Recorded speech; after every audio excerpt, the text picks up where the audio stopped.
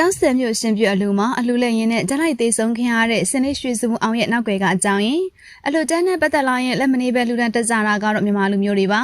မရှိလို့မလူလို့မရှိမဖြစ်ရလေအောင်ဆိုတဲ့စကားကိုလက်ကင်ပြပြီးတော့ပေကန်လူတန်းတက်ကြတဲ့သူတွေဖြစ်ပါတယ်နော်အဲ့ဒီထဲကမှတချို့တွေကတော့ပကာသနာကင်းစွာနဲ့လူတန်းတက်ကြသလိုတချို့တွေကြတော့လေအများသူကစိတ်ဝင်စားရလေအောင်ပကာသနာတွေခြံရံပြီးတော့လေလူတန်းတက်ကြတဲ့သူတွေရှိပါတယ်အခုတရားဒီမှာတော့ရှင်မြို့နာသာအလူပွဲတွေကိုကျင်းပနေကြချိန်မထင်မဲ့ဖက်ဓာတ်လိုက်သေးဆုံးခင်ရတဲ့စင်လေးရဲ့စိတ်မကောင်းဖြစ်စရာတဲ့ပုတ်က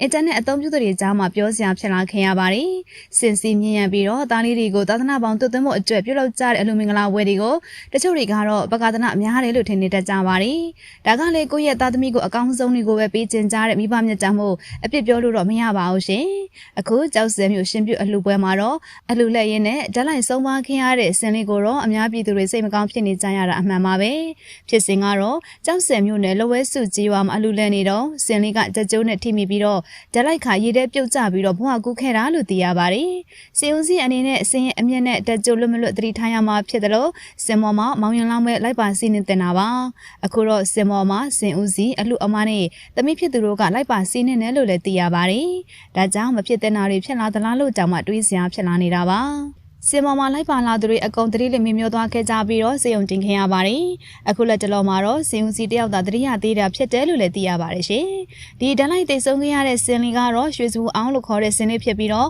ဝယ်ယူထားတာက2လဝန်းကျင်သာရှိသေးတာဖြစ်ပါတယ်။အခုလိုအလူလဲချိန်မှာဖြစ်သွားခင်ရတဲ့အတွက်လည်းအားလုံးကတော့စိတ်မကောင်းဖြစ်နေကြရပါတယ်။အလူမလက်ကဲမှာစင်နဲ့တက်ကြိုးလွတ်မလွတ်ကြိုတင်စီစဉ်ထားပြီးတင်တာပါနော်။အခုတော့အပြစ်မဲ့တဲ့စင်လေးဘဝကူးခင်ရတယ်လို့အခက်မသိမှုဆိုရင်တော့စင်မော်မှာလိုက်ပါလာတဲ့လူတွေဒုက္ခရောက်သွားစေမှာပါ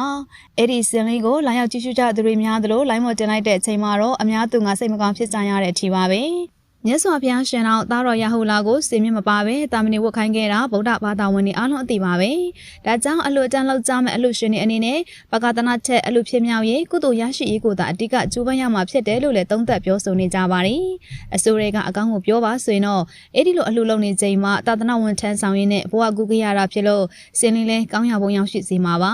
လက်တလောရှင်မြို့နာသာအလူတော်ပွဲတွေမှာစင်စီမြင့်ရနေခက်စားနေကြပြီးတော့ဒီအလူကအစင်ပနကောင်နဲ့ကျင်းမာရဲဆိုပြီးတော့ဂုဏ်ယူခြင်းကြတဲ့အလူရှင်တွေအတွက်တော့အတိတရားရစရာဖြစ်သွားစေလိမ့်မယ်လို့ထင်ပါတယ်။ပြီးခဲ့တဲ့ရက်ပိုင်းကမော်ဘီမြို့မှာကျင်းပတဲ့အလှူတစ်ခုမှဆိုရင်လည်းမြင့်ကန်ခံရတဲ့မောင်ရင်လောင်းကိုတွေ့ခင်ရသလိုစင်မောကပြုတ်ကျတဲ့မောင်ရင်လောင်းတို့တာအဖ